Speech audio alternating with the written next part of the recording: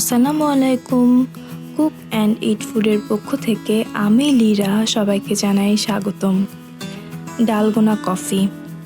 অবশ্যই ক্যাপশন দেখে আপনারা সবাই বুঝে গেছেন যে আমি আজকে কী নিয়ে কথা বলবো। ডালগোনা কফি এমন একটা কফি যা এখন ইদানিংকালে ইন্টারনেটে অনেক বেশি জনপ্রিয় একটা কফি হয়ে উঠেছে। সবাই কোনো না কোনোভাবে এটাকে ট্রাই করছেন। তো চলেন আজকে আমরাও এটাকে একটু করে ফেলি। আমি প্রথমে একটা বাটিতে আমরা যে রেগুলার চিনিটা খাই সেটা নিয়ে নিব, এবং আমি এখানে কফি ব্যবহার করেছি। আর আপনারা চাইলে যে কোনো ব্র্যান্ডের কফি এখানে ব্যবহার করতে পারেন, অথবা মিনি প্যাকে যেই ছোট স্ল্যাশে কফি পাওয়া যায়, কফি পাউডারটা, ইনস্ট্যান্ট কফি, সেটাও কিন্তু ব্যবহার করে নিতে পারেন। আমি এখানে প্রায় 4.5 চামচের মতন কফি নিয়ে নিয়েছি।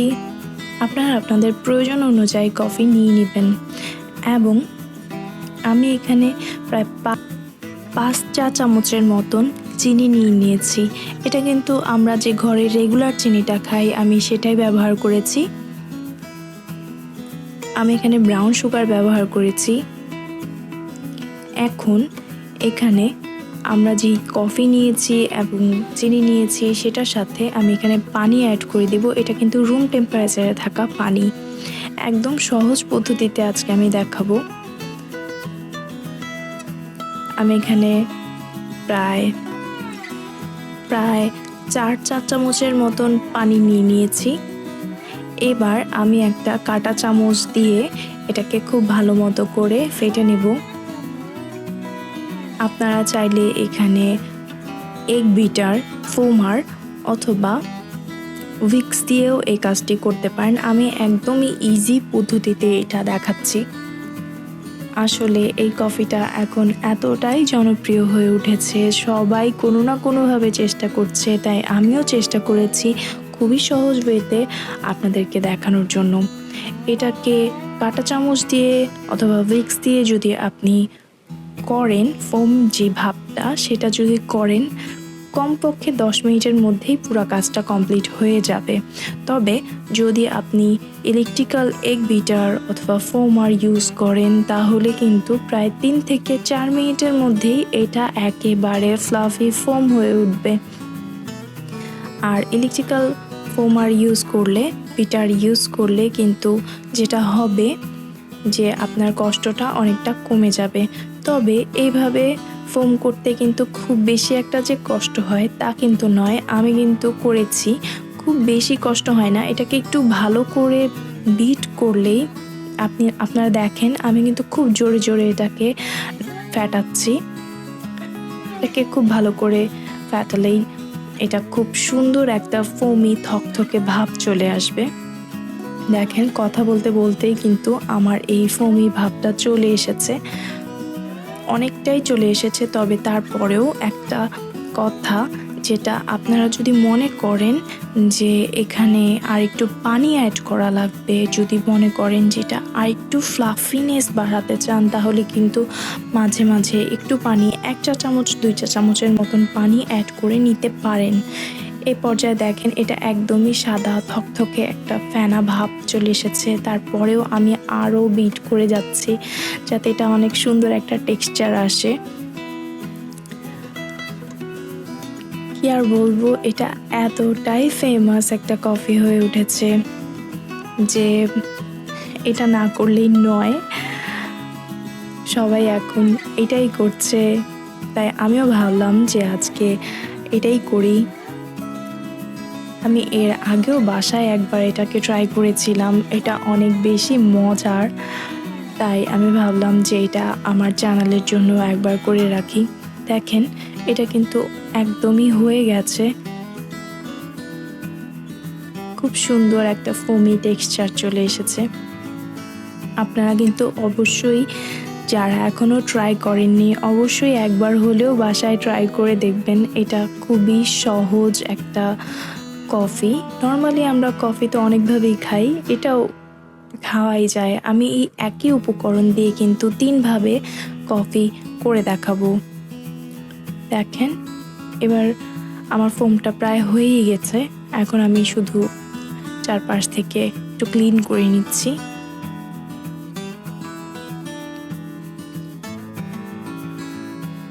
আমার এই কফির যে ফোমি টেক্সচারটা, আমার এটা অনেক বেশি ভালো লাগে।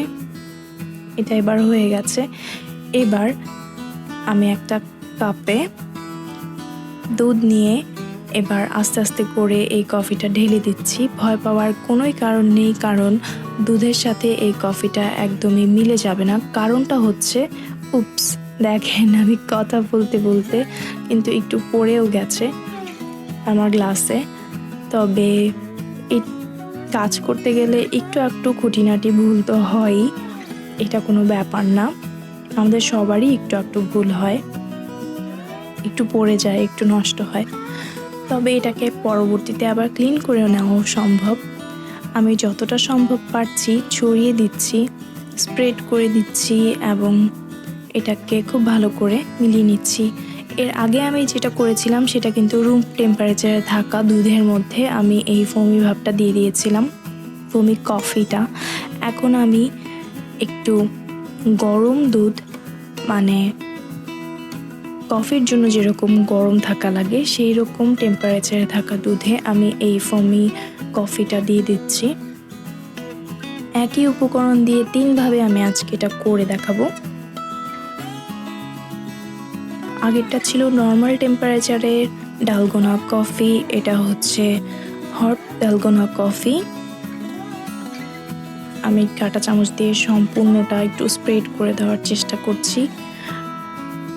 এটা আসলে সৌন্দর্যের জন্য, আর কিছুই না।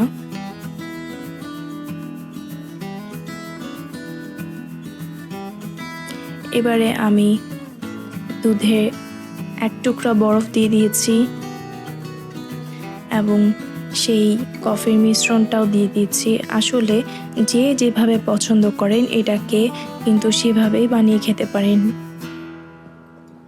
কেউ হয়তো হট ডালগোনা খেতে পছন্দ করেন, কেউ হয়তো নর্মাল টেম্পারেচারে থাকা, কেউ একটু ঠান্ডা কোল্ড ডালগোনা পছন্দ করেন। সবাই এটাকে তার নিজস্বভাবে এটাকে খেয়ে নিতে পারবেন। তবে হ্যাঁ, বাচ্চাদের ক্ষেত্রে যেটা হয় যে আমরা বড়রা যখন এটা খাই তখন ওরাও চায় খেতে, কিন্তু বাচ্চাদেরকে তো আর ঠান্ডা কফিটা দেওয়া যায় না। তাই আপনারা চাইলে আমার মতন এরকম নর্মাল টেম্পারেচারের কফিটাও ওদেরকে দিতে পারবেন। আমার ওখানে খেয়াল করেছেন যে একটু শেষ হয়ে গিয়েছিল, আমি আরও একটু কফি একই রকম করে বিট করে নিয়েছিলাম। এই ভিডিওটা আমি স্ক্রিপ্ট করে গেছি এবং সেই কফিতে আমি অল্প পরিমাণে কোকো পাউডার অ্যাড করে দিয়েছি। এটা হয়ে যাবে চকলেট ডালগোনা কফি। আমি তো প্রথমে দেখিয়েছি কি করে আমি এটাকে বিট করে ফোমি ভাবে নিয়েছি, তাই আমি আর এই ভিডিওটা দেখাইনি। এখন আমি শুধু কোকো পাউডার অ্যাড করে এটাকে আপনাদেরকে দেখাচ্ছি। এখানে কোকো পাউডার অ্যাড করে দিয়েছি এবং এটা হয়ে যাচ্ছে কোল্ড ডালগোনা কফি। সবগুলোকে একত্রে সুন্দর করে সাজিয়ে আমি আপনাদেরকে দেখাচ্ছি। এটা কিন্তু খেতে খুবই টেস্টি একটা কফি, আপনারা বাসায় অবশ্যই ট্রাই করবেন। আমি এটাকেও সুন্দর করে স্প্রেড করে দিচ্ছি। এবারে আমার তৈরি করা সবগুলো কফি একত্রে আমি রেখে দিচ্ছি আপনাদের দেখার সুবিধার্থে। যে যেরকম টেস্ট পছন্দ করেন সে ঠিক সেই রকম করে এটাকে তৈরি করে নিতে পারেন। আমি এটাকে আরও একটা গ্লাসে সুন্দর করে একটু কুকিজ দিয়ে ডেকোরেশন করেছিলাম। দেখেন এটা কিন্তু খুবই সুন্দর আর খেতে অনেক বেশি টেস্টি। তবে হ্যাঁ, আরেকটা কথা, এটাকে খাওয়ার আগে অবশ্যই একটু চামচ দিয়ে নাড়িয়ে নেবেন, তাহলে নিচের দুধের সাথে উপরের কফিটা কিন্তু মিলে যাবে। আমি এই কফিটাতে একটু ডেকোরেশনের জন্য কিছুটা কুকিজ দিয়েছি। আপনারা চাইলে চকলেট দিতে পারেন কিংবা আমার মতো যে কোনো একটা কুকিজই ব্যবহার করতে পারেন। আশা করছি আপনাদের সবার আজকের আমার এই ভিডিওটি ভালো লেগেছে। যদি ভালো লাগে তাহলে অবশ্যই এটাকে একবার বাসায় ট্রাই করবেন এবং আমাকে কমেন্ট বক্সে জানাবেন যে এটা খেতে কেমন হয়েছে। আজকে তাহলে এই পর্যন্তই। সবাই ভালো থাকবেন। আল্লাহ হাফেজ।